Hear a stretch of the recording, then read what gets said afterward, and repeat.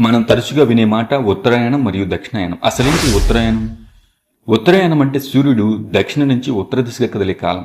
అసలు సూర్యుడు కదలటం ఏంటి? భూమి కథ కదులుతుంది సూర్యుని చుట్టూ. మరి సూర్యుడు దక్షిణ నుంచి ఉత్తరానికి రావడం ఏంటి? ప్రతి సంవత్సరం డిసెంబర్ 21 లేదా 22 తర్వాత సూర్యుని వైపు సరిగ్గా 23.5 డిగ్రీలు వంగి ప్రయాణిస్తుంది భూమి. దీనివల్లనే మనకి సూర్యుడు దక్షిణ నుంచి ఉత్తరానికి కదులుతున్నట్టుగా కనబడుతుంది. అది ఎలా అంటే, భూమి ఉదాహరణకు మనం ఒక బాల్గా ఊహించుకుంటే, బాల్ పైన ఉన్న భాగం అంటే భూమి పైన ఉన్న భాగంలో ఏమో నార్త్ పోల్ ఉన్నట్టు, కింద ఉన్న భాగం సౌత్ పోల్ ఉన్నట్టు. ఇలా వంగినప్పుడు నార్త్ పోల్ ఏమో సూర్యునికి దగ్గరగా, సౌత్ పోల్ ఏమో సూర్యునికి దూరంగా వెళ్తాయి. అందువలన మనకి దక్షిణాయనం అనేది జరుగుతుందన్నమాట.